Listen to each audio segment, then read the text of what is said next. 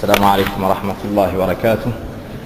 الحمد لله نحمده ونستعينه ونستغفره ونعوذ بالله من شرور أنفسنا ومن سيئات أعمالنا. من يهده الله فلا مضل له ومن يضلل فلا هادي له، وأشهد أن لا إله إلا الله وحده لا شريك له، وأشهد أن محمدا عبده ورسوله. يا أيها الذين آمنوا اتقوا الله حق تقاته ولا تموتن إلا وأنتم مسلمون. يا أيها الناس اتقوا ربكم الذي خلقكم من نفس واحدة وخلق منها زوجها وبث منهما رجالا كثيرا ونساء، واتقوا الله الذي تساءلون به والأرحام إن الله كان عليكم رقيبا. يا أيها الذين آمنوا اتقوا الله وقولوا قولا سديدا يصلح لكم أعمالكم ويغفر لكم ذنوبكم، ومن يطع الله ورسوله فقد فاز فوزا عظيما. أما بعد، فإن أصدق الحديث كتاب الله جل وعلا، وخير الهدي هدي محمد صلى الله عليه وسلم، وشر الأمور محدثاتها، وكل محدثة بدعة، وكل بدعة ضلالة، وكل ضلالة في النار. وبعد، فنحمد الله سبحانه وتعالى الذي يسر لنا هذا اللقاء في بيت من بيوت الله كي نتدارس ونتذاكر ما أنعم الله سبحانه وتعالى علينا. On loue Allah subhanahu wa ta'ala devant ses nombreux bienfaits. وهو القائل وإن تعدوا نعمة الله لا تحصوها إن الإنسان لظلوم كفار. On loue Allah tabaraka wa ta'ala pour ses nombreux bienfaits. On prie sur son noble prophète et messager sallallahu alayhi wa sallam. On le remercie une fois de plus pour nous avoir facilité cette assise dans l'endroit qui lui est le plus aimé. Ahabbul biladi ila Allah masajidullah. Le prophète sallallahu alayhi wa sallam nous dit: l'endroit le plus aimé d'Allah, la demeure la plus aimée d'Allah sont ou bien est sa mosquée. La mosquée, c'est donc un grand bienfait d'Allah subhanahu wa ta'ala sur nous, qu'il nous ait permis de nous asseoir pour nous rappeler les grands bienfaits qu'il nous a octroyés subhanahu wa ta'ala. لقد خلق الله الثقلين الجن والإنس لغاية عظيمة ولحكمة بالغة، وهي إفراده بالعبادة وحده لا شريك له، طاعته، القيام بطاعته، واجتناب معصيته. Allah subhanahu wa ta'ala nous a tous créés pour une sagesse immense et un but suprême qui n'est autre que l'adorer d'un culte sincère, seul, sans associé. Kama qala rabbuna fi kitabil karim wa ma khalaqtul jinna wal insa illa liya'budun. Wa qala subhanahu wa ta'ala wa ma umiru illa liya'budu allaha mukhlishina lahu ad-din hunafa'a wa yuqimu as-salata wa yu'tu az-zakata wa dhalika dinul qayyim. Allah nous dit dans son livre: je n'ai créé les djinns et les hommes que pour qu'ils m'adorent. Il nous dit également: et il ne leur a cependant été ordonné que d'adorer Allah d'un culte sincère, d'accomplir la prière, de s'acquitter de l'aumône, et voici la religion droite. Donc celui qui a compris la raison pour laquelle il a été créé donnera énormément d'importance au temps. لأن هذه العبادة لا تقع إلا في الزمن، ومن هنا يتضح لنا أهمية الوقت. فيجب على كل مسلم وكل مسلمة الاهتمام والمحافظة على هذه الأوقات النفيسة الثمينة. Celui qui a compris la sagesse pour laquelle Allah subhanahu wa ta'ala l'a créé comprendra et se rendra compte de l'importance du temps. Pourquoi cela? Car le temps, c'est l'endroit dans lequel tu vas pouvoir remplir ta mission. Et la sagesse pour laquelle Allah subhanahu wa ta'ala t'a créé. Et la sagesse pour laquelle Allah subhanahu wa ta'ala a créé l'ensemble des cieux, des terres et tout ce qui s'y trouve. فمن ضيع وقته ضيع حياته ومن ضيع حياته ضيع العبادة وضيع الحكمة التي لأجلها أوجده الله في هذه الحياة الدنيا وخسر في الدنيا والآخرة ونعوذ بالله أن نكون من الخاسرين. Celui qui perd son temps aura délaissé l'adoration. Celui qui délaisse l'adoration se sera éloigné et aura perdu le but pour lequel il a été créé. Il sera donc malheureux dans ce bas monde et dans l'au-delà. Wallahu al-musta'an. الوقت نعمة عظيمة وكذا تعاقب الليل والنهار. Le temps qu'Allah subhanahu wa ta'ala nous accorde est un des plus grands bienfaits. Et un des plus grands bienfaits. À cet effet, Allah subhanahu wa ta'ala dit dans le Coran: قل أرأيتم إن جعل الله عليكم الليل سرمدا إلى يوم القيامة من إله غير الله يأتيكم بضياء أفلا تسمعون. قل أرأيتم إن جعل الله عليكم النهار سرمدا إلى يوم القيامة من إله غير الله يأتيكم بليل تسكنون فيه أفلا تبصرون. ومن رحمته جعل لكم الليل والنهار لتسكنوا فيه ولتبتغوا من فضله ولعلكم تشكرون. Allah nous dit dans son livre, dit: que diriez-vous si Allah vous a signé la nuit en permanence jusqu'au jour de la résurrection? Si Allah subhanahu wa ta'ala n'avait pas fait se succéder la nuit du jour et le jour de la nuit, on aurait vécu dans les ténèbres 24 heures sur 24. Allah nous dit ensuite, donc, où je reprends, dit: que diriez-vous si Allah vous a signé la nuit en permanence jusqu'au jour de la résurrection? Quelle divinité autre qu'Allah pourrait vous apporter une lumière? N'entendez-vous pas? Et ici on a cité As-Sam', parce qu'Allah a cité la nuit avant cela. Puis Allah nous dit: que diriez-vous si Allah vous a signé le jour en permanence jusqu'au jour de la résurrection? Quelle autre divinité qu'Allah pourrait vous apporter une nuit durant laquelle vous vous reposeriez? N'observez-vous donc pas? Et ici on a cité Al-Basar, la vue, car auparavant on a cité le jour. C'est par sa miséricorde qu'il vous a assigné la nuit et le jour pour que vous vous y reposiez et cherchiez de sa grâce afin que vous soyez reconnaissants. De ce verset, on tire que le temps et la succession du jour et de la nuit est un des plus grands bienfaits d'Allah subhanahu wa ta'ala sur ses serviteurs. يقول العلامة المفسر السعدي رحمه الله تعالى في تفسيره الطيب القيم: هذا امتنان من الله على عباده يدعوهم إلى شكره والقيام بعبوديته وحقه إلى آخر ما قال رحمه الله تعالى.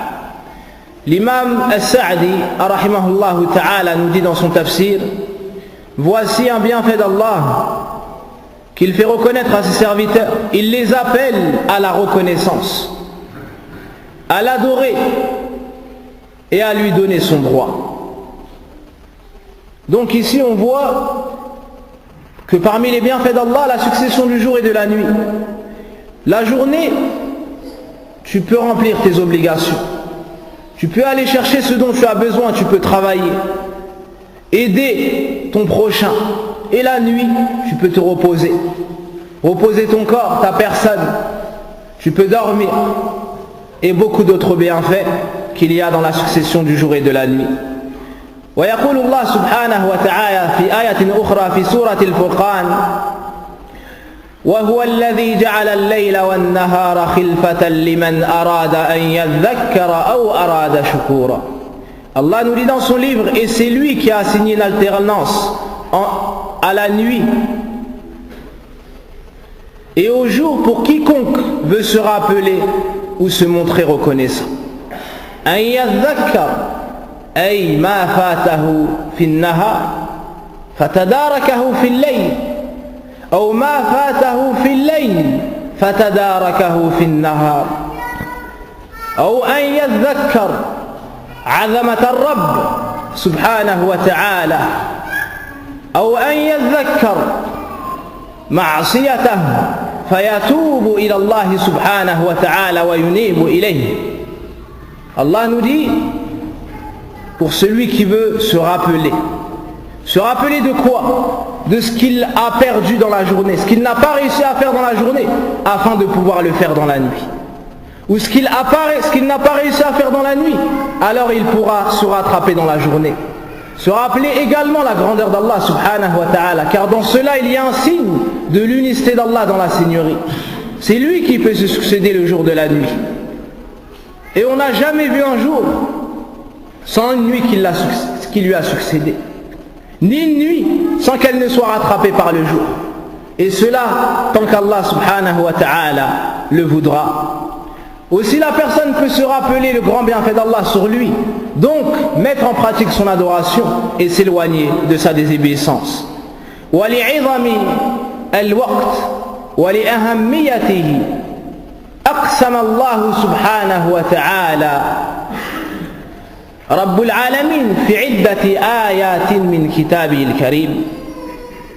فقال الله سبحانه وتعالى والفجر وليال عشر والشفع والوتر.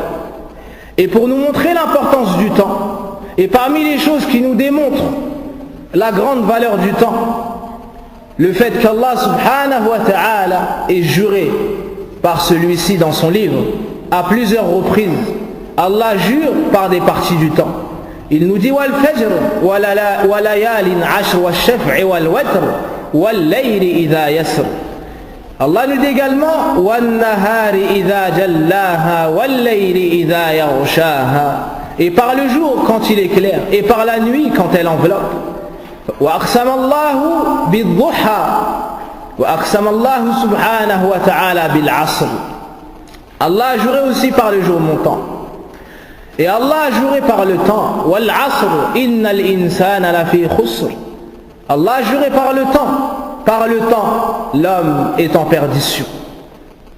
كل ذلك يا عباد الله لأهمية هذا الزمان ولعظمة شأن الوقت لأنه محل الحوادث وفيه يستطيع العبد أن يقوم بالمهمة بطاعة الله سبحانه وتعالى وإفراده بالعبادة وحده دون من سواه. Dans le temps, la personne peut adorer Allah subhanahu wa ta'ala. La personne peut remplir la mission pour laquelle il fut créé. Dans le temps également, tu peux demander pardon à Allah subhanahu wa ta'ala pour les nombreux péchés, les nombreux manquements que tu as eu envers lui tabaraka wa ta'ala. Après qu'il t'ait créé à partir de rien, qu'il t'ait donné ta subsistance et t'a ordonné de l'adorer seul sans rien lui associer. Il t'a interdit sa désobéissance. Et chaque jour, on désobéit Allah subhanahu wa ta'ala. Et il ne cesse de nous combler de ses bienfaits. Et voici un des plus grands bienfaits, le temps. Le temps, il nous faut donc dans ce temps revenir de la désobéissance à Allah subhanahu wa ta'ala. Demander pardon à Allah subhanahu wa ta'ala. Et sur ce bienfait, cher frère, sache que tu seras questionné. Le temps qu'Allah t'a accordé est un bienfait. Et sur tous les bienfaits, tu seras questionné yawm al-qiyamah. Penses-tu que tu vas jouir des bienfaits d'Allah subhanahu wa ta'ala, puis on ne te demandera pas compte? Détrompe-toi. Thumma la tus'alun. Allah dit dans le Coran, puis vous serez questionné sur quoi? Sur quoi? Sur les bienfaits d'Allah subhanahu wa ta'ala. Waqifuhum. Arrêtez-les. Ça c'est yawm al-qiyamah. Que se passera-t-il ensuite? On sera questionné. Le prophète sallallahu alayhi wa sallam nous dit: لا يزول قدم ابن آدم من عند ربي حتى يسأل عن 5 وفي رواية عن 4 عن عمره فيما أثناه وعن شبابه فيما أبلاه وعن ماله أين اكتسبه وفيما أنفقه وماذا عمل فيما علم. Le prophète sallallahu alayhi wa sallam nous dit: personne dépassera l'endroit du jugement devant Allah jusqu'à ce qu'il soit questionné sur 5 choses. Sur sa vie, sur son âge, dans quoi il l'a passé. Sa jeunesse, dans quoi il l'a écoulée. Et la jeunesse rentre dans la vie de la personne. Mais on l'a cité من ذكر الخاص بعد العام لأهمية الشباب لأهمية هذه المرحلة في حياة الإنسان لأنه وقت القوة ووقت الفراغ بين ضعفين ضعف الصغار والشيخوخة. Ici le prophète sallallahu alayhi wa sallam, après avoir cité la vie de l'homme, cite la jeunesse. Car la jeunesse, c'est le moment où tu es fort, le moment où tu as du temps, le moment où tu as de l'ambition. Ensuite, le prophète sallallahu alayhi wa sallam nous dit également qu'on sera questionné sur notre argent, d'où on l'a pris et dans quoi nous l'avons dépensé.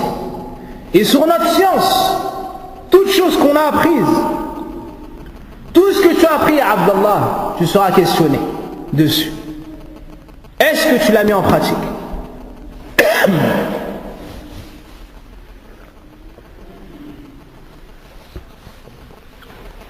Donc on voit ici que le temps est un bienfait et que nous serons questionnés sur notre façon de gérer notre temps. فعلينا أن نستعد للجواب. À partir du moment où tu sais que tu seras questionné sur ce bienfait, prépare ta réponse. El-Fudayl a rencontré un homme et lui a dit: quel âge as-tu? Il lui a répondu: j'ai 60 ans. Il lui a dit: ça fait alors 60 ans que tu es en chemin vers ton Seigneur et vers le jour dernier. Quand cet homme-là a entendu ça, il a répondu: Inna lillahi wa inna ilayhi raji'un. C'est à Allah qu'on appartient et c'est vers lui que se fera notre retour. El-Fudayl lui a dit: Atadri ma ma'na hadhihi al-kalima?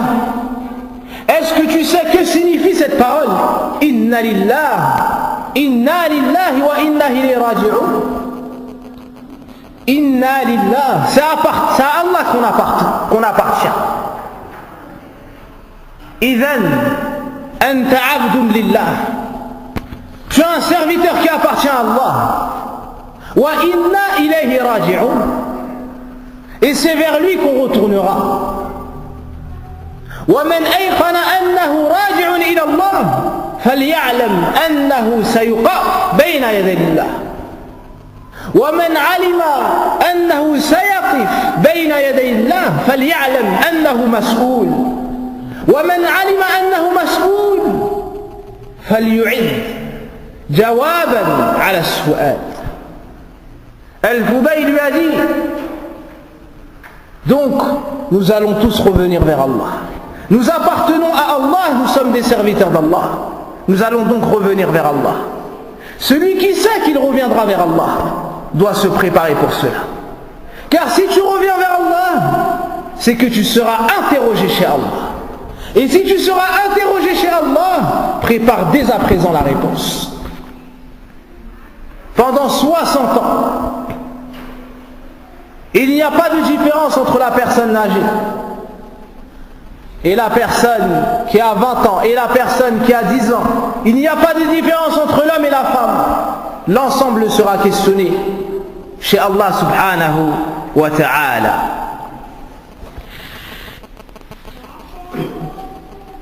فالوقت نعمة عظيمة. يقول ابن عباس رضي الله عنهما كما أخرجها الإمام البخاري رحمه الله تعالى: قال النبي صلى الله عليه وسلم: نعمتان مغبون فيهما كثير من الناس الصحة والفراغ. Le prophète sallallahu alayhi wa sallam nous dit, pour nous montrer l'importance du temps, il y a deux bienfaits.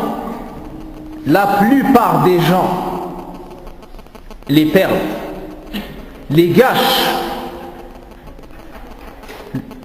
La santé et le temps libre. La santé et le temps libre. Ici, le prophète sallallahu alayhi wa sallam nous en garde contre cela. Marboun, cela signifie, ou bien cela est à l'image de quelqu'un qui fait du commerce. Lorsque tu achètes une chose et que tu veux la revendre, quel est ton but dans cela? Faire des bénéfices. El Marboun est celui qui a acheté une chose et qui l'a vendue à perte. Et qui l'a vendue à perte. Donc, veille à ne pas faire partie de ces gens-là le jour dernier. Hifdhul waqt sababu nayli as-sa'ada fi ad-dunya wal akhirah. Le fait de préserver son temps est une cause pour être heureux dans ce bas monde et dans l'au-delà. En entrant dans le paradis d'Allah subhanahu wa ta'ala. قال الله تبارك وتعالى في كتابه الكريم وأزلفت الجنة للمتقين غير بعيد. Allah nous dit le paradis sera rapproché des pieux. Quand est-ce? Yawm al-Qiyamah, le jour dernier. On va approcher l'enfer, on va approcher le paradis, on va rabaisser le soleil au-dessus des têtes. هذا ما توعدون لكل أواب حفيظ. من الحفيظ؟ من حفظ وقته، من حفظ حياته. Allah nous dit, le paradis sera approché des pieux. Voilà ce qui a été promis à toute personne revenant toujours vers Allah et respectueux de ses injonctions. حفظ أوقاته من كل ما يضره وعمر وقته من طاعة الله وحرص على وقته بكل ما يعود إليه بالنفع في الدنيا والآخرة. Voici ce qui a été promis à toute personne. أواب حفظ.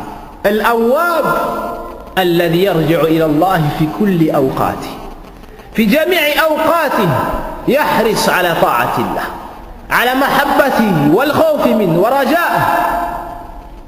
أواب يستكثر من التوبة والاستغفار. الأواب الذي يرجع إلى الله سبحانه وتعالى. حفظ وقته. Voici les gens qui rentreront au paradis, ceux qui ont préservé leur temps, ceux qui ont rempli leur temps de l'amour d'Allah, de la crainte d'Allah, de l'espoir en Allah subhanahu wa ta'ala. Et l'awwab est celui qui se repent sans cesse à Allah subhanahu wa ta'ala. Il utilise son temps comme cela. وأسلافنا كانوا أعلم الناس بأهمية الوقت فاستعملوه بما يعود إليهم بالنفع. Et les pieux prédécesseurs étaient ceux qui ont compris le mieux l'importance du temps. Ils l'ont donc utilisé de la meilleure façon. Et je vais vous lire quelques paroles des compagnons du prophète sallallahu alayhi wa sallam, des tabi'un et de ceux qui sont venus après eux.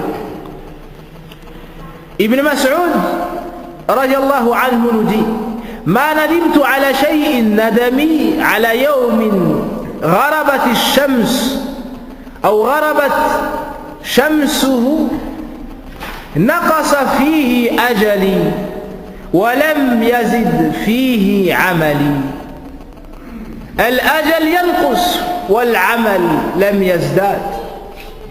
Ibn Mas'ud radiyallahu anhu nous dit: il n'y a pas une chose qui m'attriste plus qu'un jour où le soleil se lève et se couche, c'est-à-dire qu'un jour qui passe devant moi, sans que mes bonnes actions aient augmenté. Le temps passe et les bonnes actions n'augmentent pas. Il dit, voici ma plus grande tristesse. Que le temps passe sans que mes bonnes actions n'augmentent. Ibn Umar radiallahu anhu nous dit, إذا أمسيت فلا تنتظر الصباح وإذا أصبحت فلا تنتظر المساء وخذ من صحتك لمرضك ومن حياتك لموتك. Ibn Umar radiallahu anhu nous dit, lorsque tu arrives au soir, n'attends pas le matin. Fais comme si tu n'allais pas vivre jusqu'au matin. Et lorsque tu arrives au matin, n'attends pas le soir. Et prends de ta bonne santé pour les jours où tu seras malade. Et prends de ta vie pour le jour où la mort te viendra. Celui qui vit comme cela, mes frères, il utilisera tout son temps dans ce qui le rapprochera d'Allah subhanahu wa ta'ala.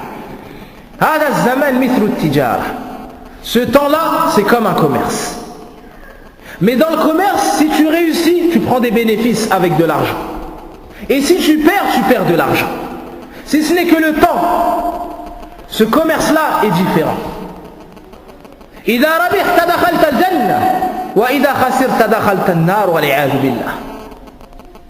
Le bénéfice du temps, c'est le paradis. Et la perte du temps, c'est l'enfer, qu'Allah nous en préserve. Il y a un homme qui est rentré chez Daoud al-Ta'i, un des pieux prédécesseurs. Il s'est assis avec lui et a discuté avec lui. Ensuite, il lui a dit, regarde le toit. Il y a une brèche. Vous savez ce que lui a répondu Daoud al-Ta'i? Il lui a répondu, Ya ibn akhi, inni fi hadha al-bayt منذ 20 سنة ما نظرت إلى السقف. Il lui a dit, ô fils de mon oncle, ça fait 20 ans que j'habite dans cette maison, j'ai jamais regardé une seule fois le toit. Subhanallah. Pendant 20 ans, il n'a pas eu le temps de regarder le toit. Subhanallah. Pourquoi cela, mes frères? لأنه استثمر وقته. Parce qu'il a utilisé l'ensemble de son temps dans ce qui le rapproche d'Allah subhanahu wa ta'ala. Il n'a même pas pensé une fois regarder le toit en 20 ans. قال علي بن أبي طالب رضي الله عنه إن اليوم فإن اليوم عمل ولا حساب وغدا حساب ولا عمل. Ali ibn Abi Talib nous éduque en nous disant, sachez qu'aujourd'hui on peut faire des actions et il n'y a pas de rétribution. Et demain il y aura la rétribution, mais on ne pourra plus agir. On ne pourra plus agir. Subhanallah wa bihamdi. Cette parole-là, mes frères, on ne pourra plus la dire. Astaghfirullah. Demandez pardon à Allah, tu ne pourras plus le dire. La ilaha illallah. Afdalul kalima, tu ne pourras plus la dire. Alors utilise ton temps dans le bien.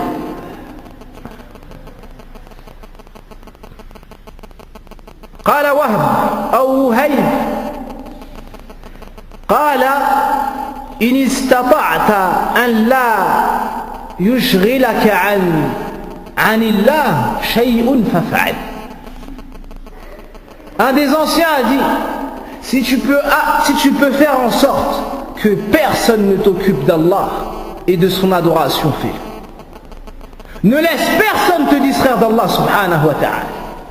Et si on regarde bien nous, combien de fois on tend l'oreille à des paroles où il y a de la désobéissance, de la médisance, du mensonge, du colportage. Combien de fois on tend l'oreille à la musique au lieu d'écouter la parole d'Allah subhanahu wa ta'ala. Combien de fois on tend le regard vers ce qui déplaît à Allah tabaraka wa ta'ala, au lieu de mettre nos yeux sur le mushaf, sur ce qui plaît à Allah subhanahu wa ta'ala. Combien de fois nos pieds se dirigent vers ce qui désobéit à Allah et qui engendre sa colère, au lieu de multiplier les pas vers les mosquées d'Allah tabaraka wa ta'ala, de multiplier les pas vers la visite des parents et des proches. Ici, cette personne nous dit de ne pas nous laisser distraire par autre qu'Allah subhanahu wa ta'ala. قال الحسن وهو يصف أيام الدنيا. Al-Hassan al-Basri nous parle de ce bas monde et nous dit إنها ثلاثة أيام. Les jours se divisent en trois. أما الأمس فقد ذهب بما فيه. Le premier jour, c'est le passé, c'est ce qui est passé. Il est parti avec tout ce qu'il contient. أما غدا فلعلك لا تدركه. Le deuxième jour, c'est le futur, c'est demain. Et il se peut que tu ne l'atteignes jamais. أما اليوم فاجتهد فيه. Le troisième jour, c'est le présent. Alors, fais des efforts dans l'adoration d'Allah. Et Saïd ibn Jubayr nous dit, le fait de rester dans ce bas monde-là, c'est un butin. Pourtant les anciens détestaient ce bas monde-là, mais pourquoi est-ce qu'il a dit cela? Il nous dit, لِأَدَاءِ الْفَرَائِضِ وَالصَّلَوَاتِ وَمَا يَرْزُقُنَا اللَّهُ أو وَمَا يَرْزُقُهُ اللَّهُ مِنَ الذِّكْرِ. C'est un butin. Pourquoi? Parce que tu vas remplir les obligations. Parce que tu vas accomplir des prières. Et parce qu'Allah va te faciliter son rappel. Tu vas faire du zikr. Abu Darda, radiallahu anhu, a parlé à ses compagnons et leur a dit, si vous aviez à voyager, n'est-ce pas que vous auriez réuni vos provisions? Ils ont dit certes, ô Abu Darda. Il leur a dit, alors sachez que le voyage le plus long, c'est le voyage vers le jour du jugement dernier. C'est le voyage qui vous amènera au jour de la résurrection. Alors prenez vos provisions. Le pèlerinage pour un jour qui sera terrible. As-siyam, le jeûne, dans un jour où la chaleur sera ardente. Et il a cité d'autres parmi les adorations. Un homme a dit à Al-Hassan, chaque jour lorsque je me lève dans les bienfaits d'Allah et dans mes péchés. Car les gens sont venus le voir et ont dit à Al-Hassan al-Basri, il y a un homme, il ne reste jamais avec nous. Al-Hassan est parti le voir et lui a demandé quelle était la cause de cela. Il lui a répondu, il n'y a rien qui m'empêche de rester avec les gens et d'assister au cours d'Al-Hassan al-Basri. Il ne savait pas que c'était Al-Hassan. Si ce n'est que chaque jour lorsque je me lève dans les bienfaits d'Allah. Et je me lève dans mes péchés. Alors, j'ai préféré rester seul pour remercier Allah pour son bienfait et pour demander pardon à Allah pour mes péchés. Quand le Hassan a entendu ça, il lui a dit, toi t'es mieux qu'Al-Hassan. Il parlait de lui-même. Toi t'es mieux que Al-Hassan. Subhanallah. Regardez comment les gens utilisaient leur temps. Remercier Allah pour ses bienfaits et demander pardon à Allah pour leurs péchés. Il y a un homme qui un jour a voulu faire les comptes, ce qu'on appelle muhasabatun nafs. Faire les comptes, tu t'assis entre toi et tes actions et tu regardes qu'est-ce que tu as avancé pour demain. Regarde ce que tu as avancé pour demain. قال الله سبحانه وتعالى يا أيها الذين آمنوا اتقوا الله ولتنظر نفس ما قدمت لغد. Ô vous qui avez cru, craignez Allah. Prémunissez-vous de la colère d'Allah et que chaque âme regarde ce qu'elle a avancé pour demain. Assis-toi mon frère et fais tes comptes. Il y a un homme qui avait 60 ans. Un jour il s'est dit je vais faire mes comptes. Et il s'est rendu compte qu'il avait vécu 60 ans. Et lorsqu'il a compté cela, il a vu que ça faisait près de 22 000 jours. À ce moment-là, il s'est mis à pousser un cri. Et il s'est évanoui. Subhanallah. Il a poussé un cri et il s'est évanoui. Lorsqu'il s'est réveillé, il a dit, ça fait 60 ans que je suis en vie. Plus de 21 000 jours. J'ai donc plus de 21 000 péchés. Et je vais rencontrer mon Seigneur. Et il s'est mis à pleurer. Regardez comment est-ce qu'ils utilisaient leur temps. Une des meilleures causes pour bien organiser sa journée, dhikrul maut, le fait de se rappeler la mort. Et le fait de préparer son au-delà.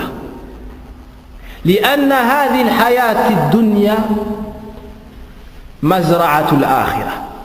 Car ce bas monde, c'est un champ de labour. Tu cultives et tu plantes. Et la récolte sera donnée le jour du jugement dernier. Soit tu reprendras ton livre de la main droite, voici les bienheureux. Soit tu reprendras ton livre de la main gauche de derrière ton dos. Voici les malheureux. Wa na'udhu billah an nakuna ma'ahum. قال الحسن ما من يوم ينشق فجره إلا وهو ينادي. Al-Hasan al-Basri nous dit une parole magnifique.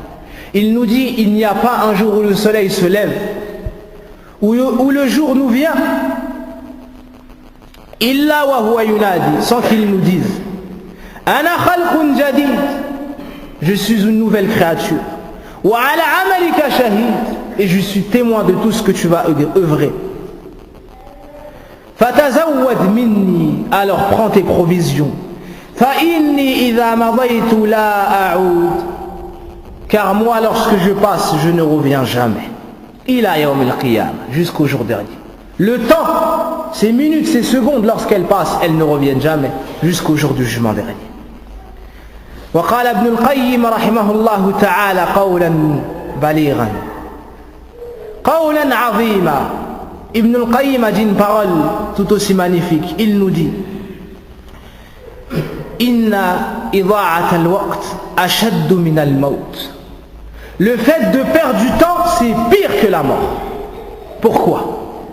Pourquoi cela? لأن الموت يقطعك عن الدنيا وإضاعة الوقت يقطعك عن الله. Perdre la vie, c'est moins pire que perdre du temps. Car perdre la vie, ça t'éloigne de ce bas monde. Et ce bas monde-là, il ne représente rien chez Allah. Il ne représente rien. Le prophète sallallahu alayhi wa sallam nous dit qu'il représente moins que l'aile d'un moustique. Il ne représente rien. Le prophète sallallahu alayhi wa sallam nous dit l'espace d'un petit bâton au paradis est mieux que tout ce bas monde et ce qu'il contient. Subhanallah. Ce bas monde ne représente rien. Le pire qui puisse t'arriver, donc, lorsque l'ange de la mort viendra se présenter à toi, c'est de perdre ce bas monde. Ensuite, Ibn al-Qayyim nous dit, mais lorsque tu perds du temps, ça ne te coupe pas de ce bas monde-là. Ça te coupe d'Allah subhanahu wa ta'ala. Quand tu perds ton temps, tu perds la relation que tu as avec Allah subhanahu wa ta'ala. Tu ne fais pas de salawat, ni de rappel, ni de jeûne, alors tu t'éloignes d'Allah subhanahu wa ta'ala. وقال ابن عقيل الحنبلي رحمه الله تعالى لا يحل لي أن أضيع ساعة من حياتي من عمري. Un des savants nous dit, je vois pour moi que c'est interdit de perdre une seule heure dans toute ma vie. S'il nous avait vu nous alors, qu'est-ce qu'il aurait dit? Wallahu al-musta'an. وقال جمال الدين القاسمي يا ليت الوقت يباع فاشتريته. J'aurais tant aimé que le temps soit une marchandise afin que je puisse l'acheter. Avec tous ces textes, on a compris l'importance du temps. Celui qui sait qu'il n'a été créé que pour adorer Allah d'un culte sincère, Celui qui sait que le temps qui lui a été donné doit servir à adorer Allah d'un culte sincère, il a compris l'importance du temps. Et si cela ne nous a pas suffi, voici quelques paroles prises du Coran. Ce sont les paroles des gens qui ont gâché leur temps. Lorsqu'on va venir récupérer leur âme, lorsqu'ils seront ressuscités le jour du jugement dernier. قال الله سبحانه وتعالى وأنذر الناس يوم يأتيهم العذاب فيقول الذين ظلموا ربنا أخرنا إلى أجل قريب الله المستعان. هذا قول من يا إخوتي؟ هذا قول من ضيع وقته، هذا قول من ضيع العبادة، هذا قول من ضيع التوحيد.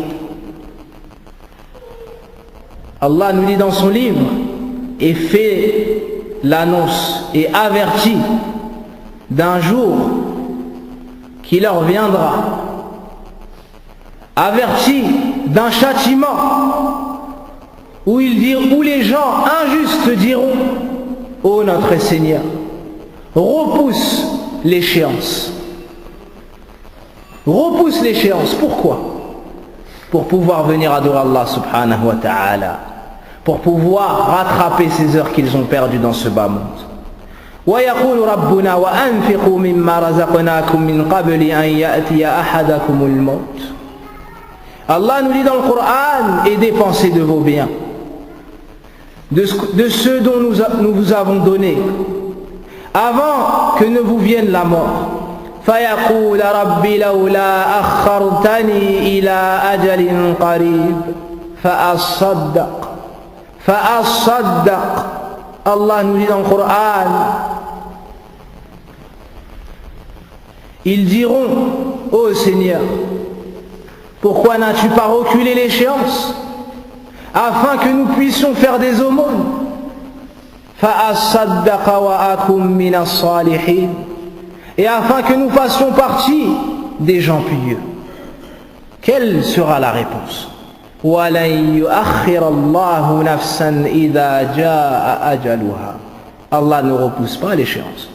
Lorsque la personne trouve ce moment-là, c'est-à-dire la mort, وَاللَّهُ خَبِيرٌ بِمَا تَعْمَلُونَ. Et Allah est parfaitement au courant de ce que vous faites. Et d'autres diront: Ya laytani qaddamtu li hayati. Ô malheur à moi, pourquoi n'ai-je pas avancé du bien dans ma vie? Et Allah subhanahu wa ta'ala nous dit également qu'ils diront: Hatta idha jaa ahadahumul maut qala rabbi irji'un kadha yaqulun. Lorsque la mort se présentera à eux, ils diront: ô Seigneur, fais-nous revenir. La'alli a'mal. La'alli madha? Ara al-ahl wal-awlad. La'alli utajir. La a'mal madha salih. Ils demanderont à Allah de les faire revenir dans ce bas monde-là. Pourquoi? Est-ce que c'est pour voir leurs épouses, leurs enfants, faire du commerce, construire une maison, une deuxième maison? Pour faire quoi? Pour faire des actions pieuses, pour faire les bonnes actions qu'ils ont délaissées. Voici la réponse de ceux qui ont perdu leur temps. Après avoir entendu tout ça, mon frère, ton cœur maintenant doit être prêt à accueillir le conseil de ton frère. Et ce conseil que je vous donne, c'est un conseil que je me donne à moi-même. Comment est-ce que le musulman à qui Allah a voulu son bien doit se comporter dans sa journée? Et c'est sur cela qu'on conclura. Comment chaque jour où Allah allonge ta vie et te comble de bienfaits, tu dois te comporter. Awalan, utlub al-ilm. Demande la science utile. Al-ilm al-shar'i. la science du Coran et de la Sunna. Demande la science. Pourquoi cela? Car tu as été créé pour adorer Allah subhanahu wa ta'ala d'un culte sincère. Comment est-ce que tu vas remplir tes obligations si tu ignores cela? Si tu n'apprends pas ta religion, comment est-ce que tu vas mettre en pratique les ordres d'Allah subhanahu wa ta'ala? Si tu ne connais pas les interdits, comment est-ce que tu vas pouvoir t'en éloigner?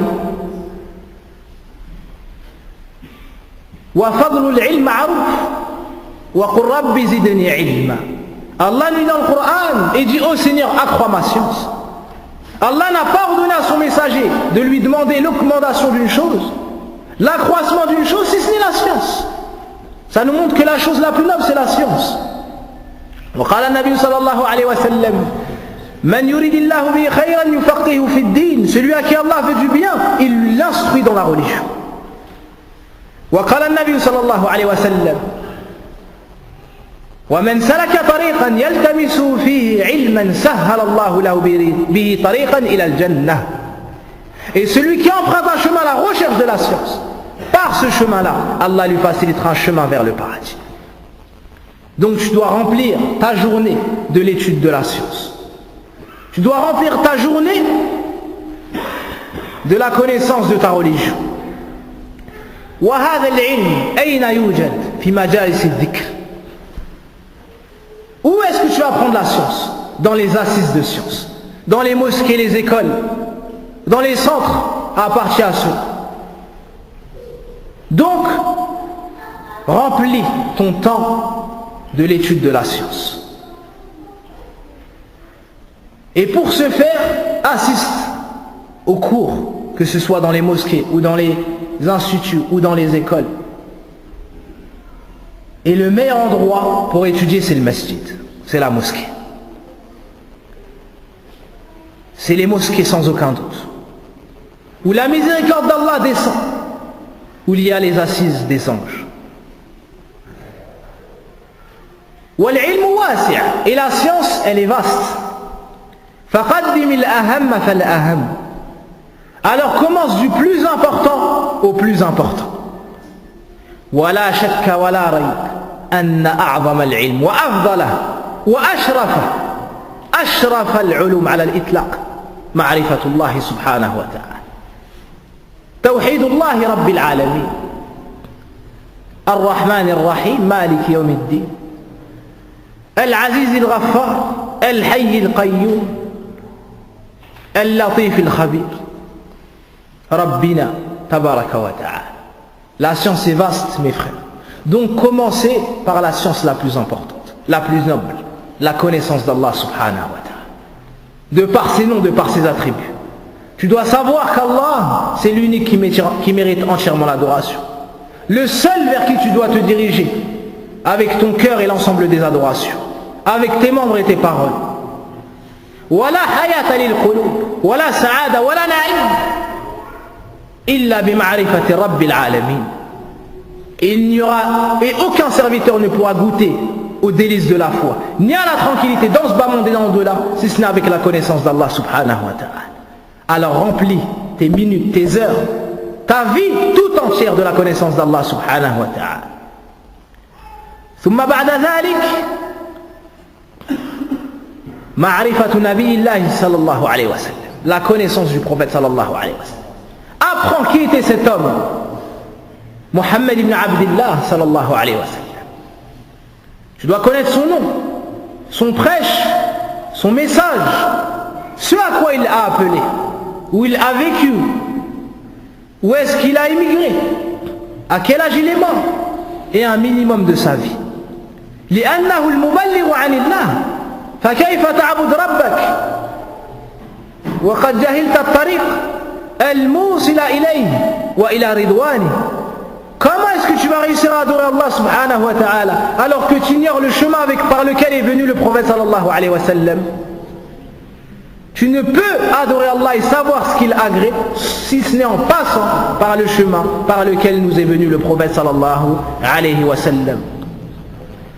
أيضا معرفة دين الإسلام بالأدلة. Tu dois connaître l'islam, cette religion, Inna ad-dina 'inda Allah l'islam, la seule religion qu'Allah agrée. Donc remplis ton temps de l'étude de la science. La connaissance d'Allah, la connaissance du prophète sallam, la connaissance de l'islam. Wa arkanul islam khamsa. بعد الشهادة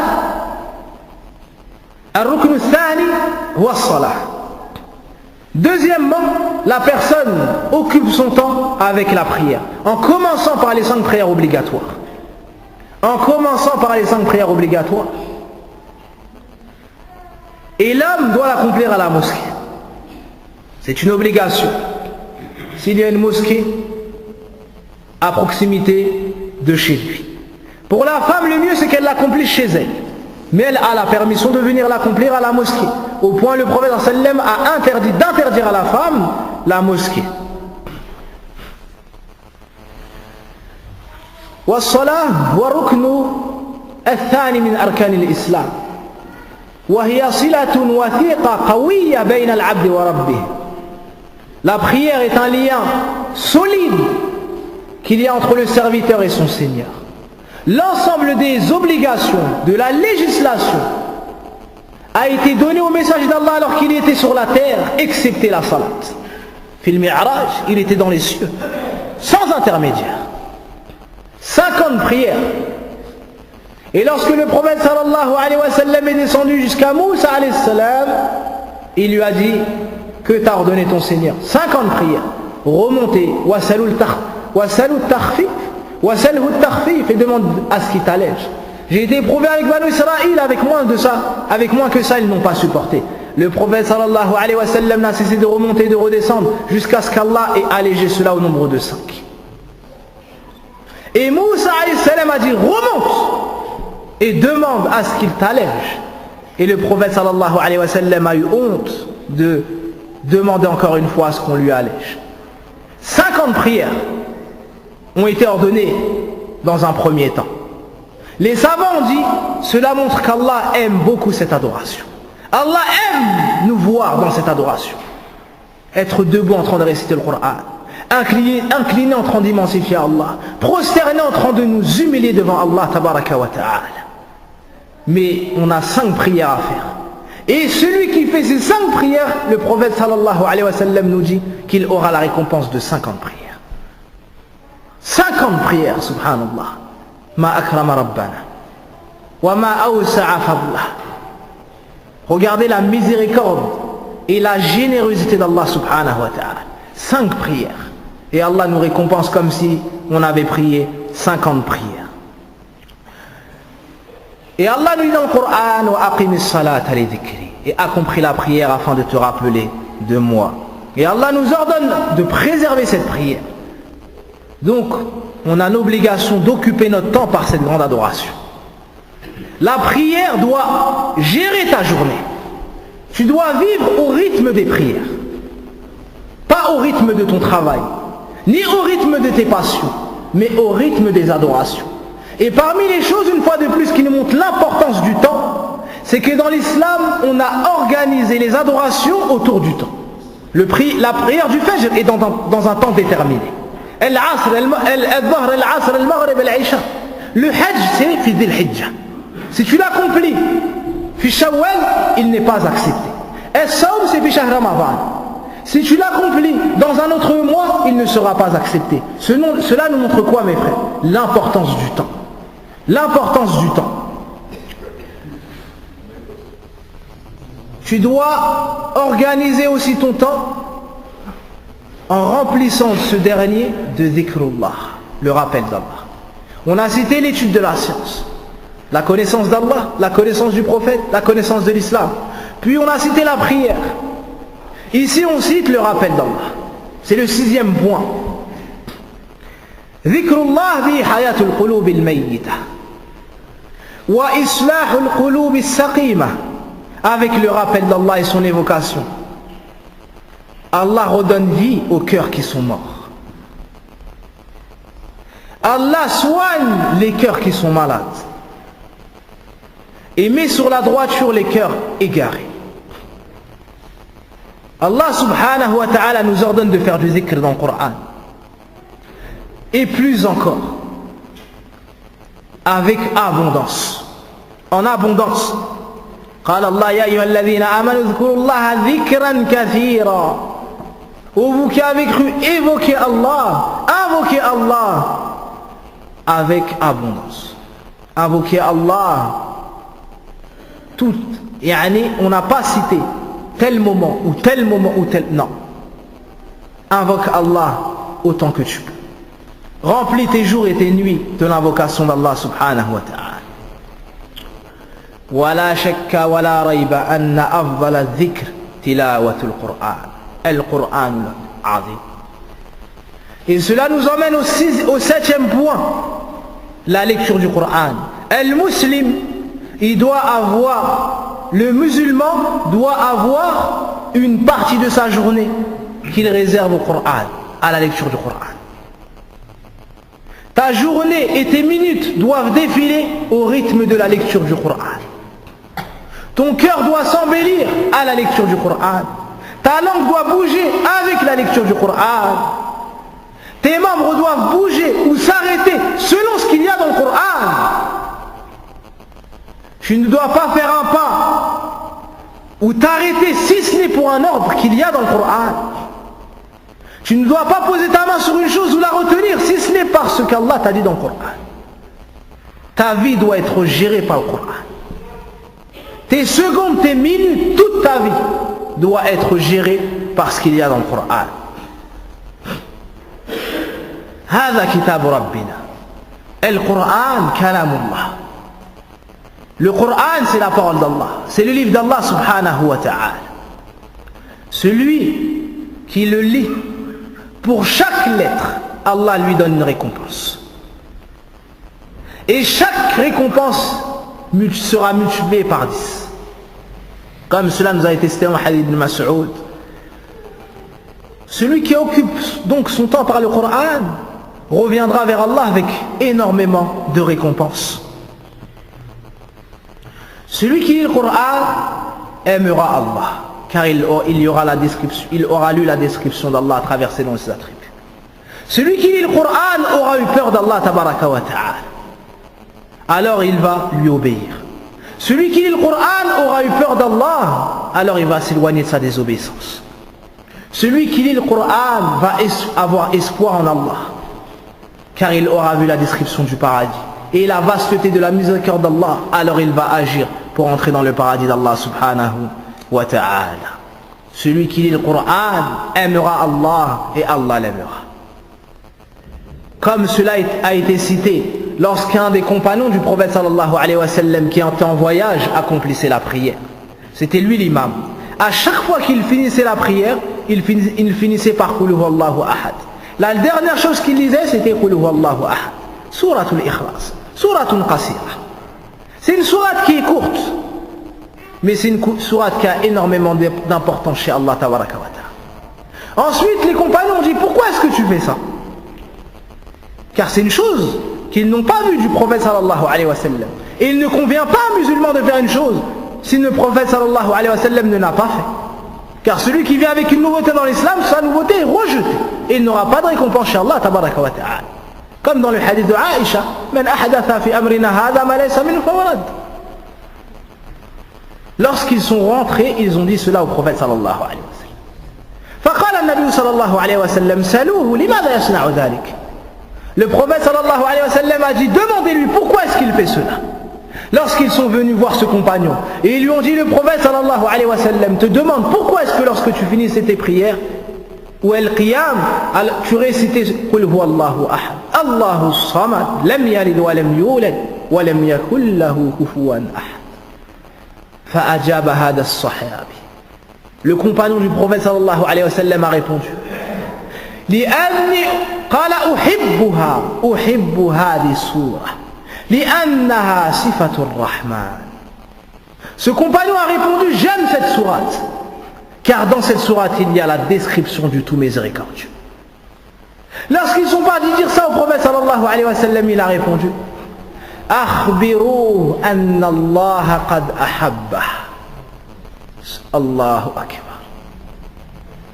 Je récite cette sourate, je l'aime, car dans cette sourate il y a la description du tout miséricordieux.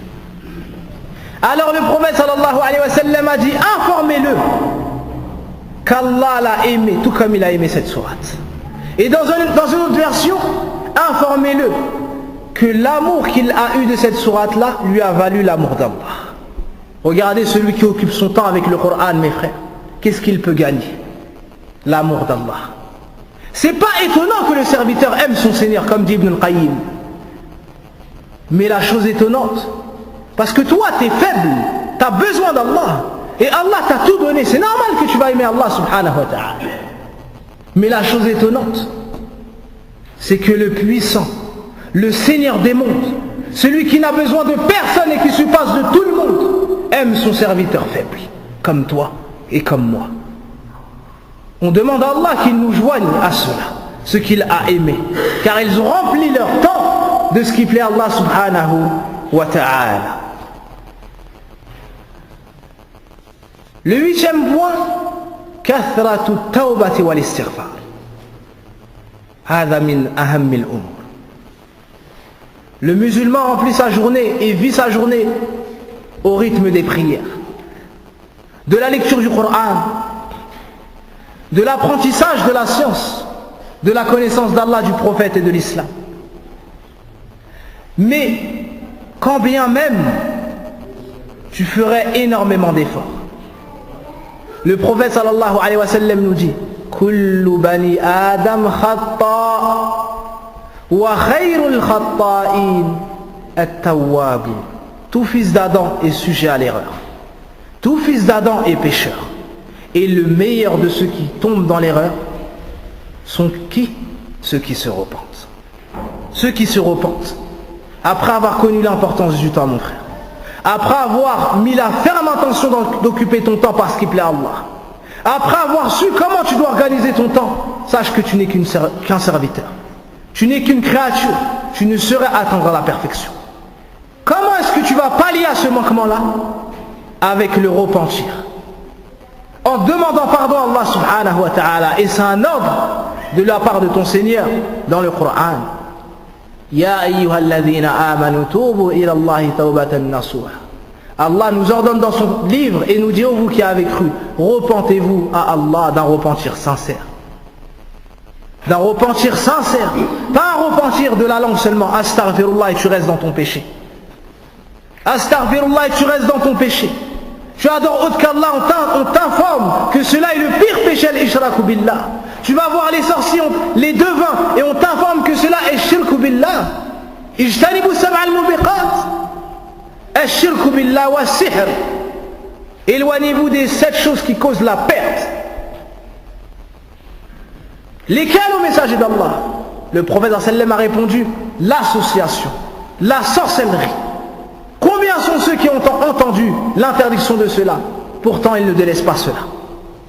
Ils disent astaghfirullah avec la langue, mais ils restent. Lorsqu'ils ont un problème, ils ne lèvent pas les mains vers celui qui entend tout, celui qui voit tout, celui qui sait tout. Mais ils lèvent leur bouche, leurs mains et leur cœur vers des créatures faibles comme eux. Les gens volent et on leur dit, Allah interdit cela. Ils disent astaghfirullah. Et lorsqu'ils ont un besoin, ils retournent dans cela. Les gens désobéissent à leurs parents. Et lorsque tu leur montres l'importance de la place des parents, ils disent astaghfirullah avec la langue et ils retournent. Est-ce que c'est cela est tawbatun nasuh? Là, est tawbatun nasuh, premièrement, tu regrettes ton péché. Deuxièmement, tu arrêtes ce péché. Ou premièrement, tu arrêtes ce péché immédiatement. Tu arrêtes ce péché. Deuxièmement, un nadam, tu regrettes. Troisièmement, tu mets la ferme intention de ne plus retomber dans ce péché. Tu détestes retourner à ce péché, comme tu détesterais qu'on te jette dans le feu de l'enfer. Et la dernière condition, tu dois faire cela, et regardez encore une fois les frères l'importance du temps. Tu dois faire cela dans le temps où Allah accepte encore le repentir. Subhanallah. Unzuru ahammiyat al-waqt. Et ce temps-là se divise en deux. Il y a un temps général et un temps particulier. Le temps général, c'est le lever du soleil de l'autre côté. Lorsque le soleil va se lever de l'autre côté, on fermera la porte du repentir. Allah accepte le repentir du serviteur tant que le soleil se lève à l'est. Et viendra un jour où il se relèvera du côté où il s'est couché. À ce moment-là, on fermera la porte du repentir. Ça, c'est le temps général pour qu'Allah accepte ton repentir. Le deuxième temps, c'est un temps particulier. C'est l'agonie. Lorsque l'âme atteint ce niveau-là, et lorsque l'ange te retire ton âme, à ce moment-là, tu ne peux plus te repentir. Regardez l'importance du temps. Donc, on doit demander pardon à Allah subhanahu wa ta'ala. Astaghfirullah wa atubu ilayh. On doit remplir notre temps de cette parole-là, avec le cœur, avec la langue et avec le délaissement des péchés. Et parmi les choses qui nous montrent l'importance du temps, c'est qu'en un court instant, tu peux sortir de la malédiction d'Allah vers la miséricorde d'Allah. Tu peux sortir de la mécréance vers l'unicité, vers l'islam, de la colère d'Allah vers son agrément. Et regardez celui qui a tué 99 personnes, comme dans le hadith connu. Il a tué 99 personnes. Ensuite, il est parti voir un dévot, une personne qui avait beaucoup d'adoration. Il lui a dit, j'ai tué 99 personnes. Est-ce que je peux me repentir? Il lui a dit, tu as tué 99 personnes. Tu ne peux pas te repentir. Il l'a tué. Et a complété par lui le nombre de 100. Ensuite, il est parti voir une personne de science. Regardez l'importance de la science. Et il lui a dit, j'ai tué 100 personnes. Est-ce que je peux me repentir? Cet homme-là lui a dit une parole qui a rempli son cœur d'espoir. Il lui a dit, et qui est-ce qui pourrait se mettre entre toi et ton repentir? Mais tu es sur une terre mauvaise. Comment quelqu'un peut tuer 99 personnes sans qu'on lui interdise cela, sans qu'on le mette en prison? Ou plus encore, comme l'islam le recommande? Il lui a dit, mais tu es sur une terre mauvaise. Va, et là-bas il y a des gens qui adorent Allah d'un culte sincère. Va et adore Allah avec eux. Regardez l'importance du tawhid, l'importance du délaissement des péchés et l'importance de la science. Et surtout, ici, et c'est le shahid du temps. Du temps.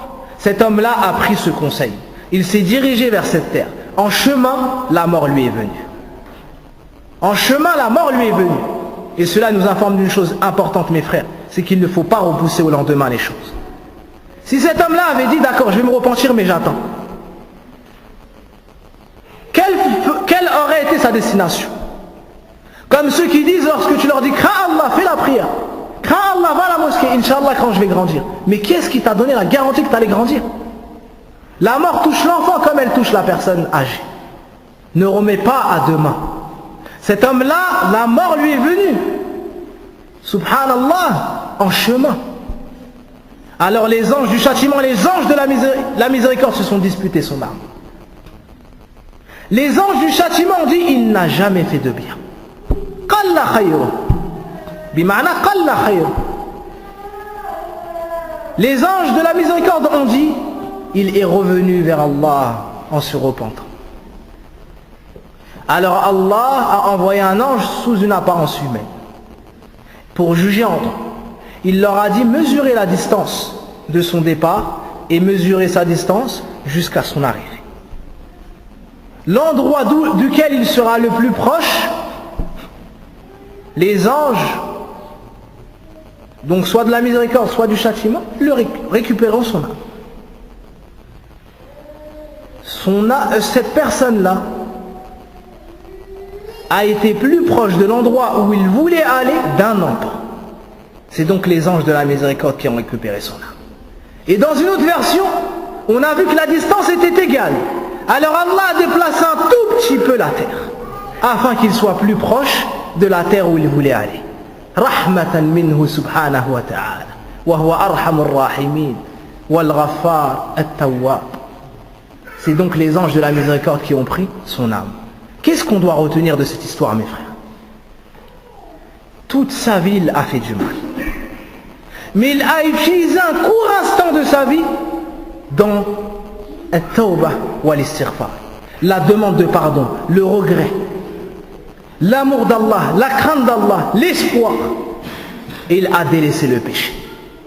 Dans un court instant comme ça, Allah lui a effacé tout ce qui est passé, lui a pardonné ses péchés, et il a gagné la miséricorde d'Allah subhanahu wa ta'ala. Donc pour conclure mes frères, je me recommande à moi-même ainsi qu'à vous la crainte d'Allah tabaraka wa ta'ala, d'organiser vos journées à la manière qui plaît à Allah subhanahu wa ta'ala, de les remplir de sciences utiles, de prières obligatoires et surrogatoires jusqu'à ce qu'Allah nous aime, de remplir nos journées du dhikr, de l'évocation d'Allah subhanahu wa ta'ala. Subhanallah wa bihamdi, celui qui dit cette parole-là, Allah lui plante un palmier au paradis. Subhanallah wa bihamdi. Subhanallah al-azim wa bihamdi. Cette parole-là te prend combien de temps, mon frère?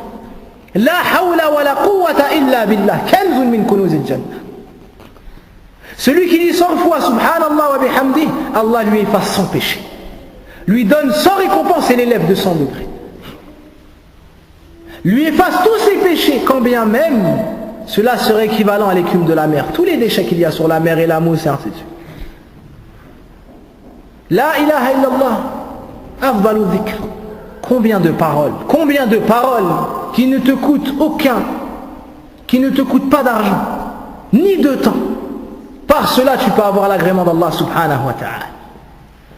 Et on finit par ce par quoi on a fini, at-tawbatu wal-istighfar. نسأل الله سبحانه وتعالى بمنه وكرمه وهو أكرم مسؤول أن يوفقنا إلى استثمار أوقاتنا. اللهم يا حي يا قيوم تب علينا إنك أنت التواب الرحيم. اللهم صل وسلم على المبعوث رحمة للعالمين نبينا محمد وعلى آله وصحبه أجمعين. سبحانك اللهم وبحمدك أشهد أن لا إله إلا أنت أستغفرك وأتوب إليك. Jazakumullahu khayran, qu'Allah vous récompense pour la bonne écoute que vous avez eue, et je remercie tous les frères qui m'ont invité, qui ont été la cause pour que cette conférence puisse se dérouler.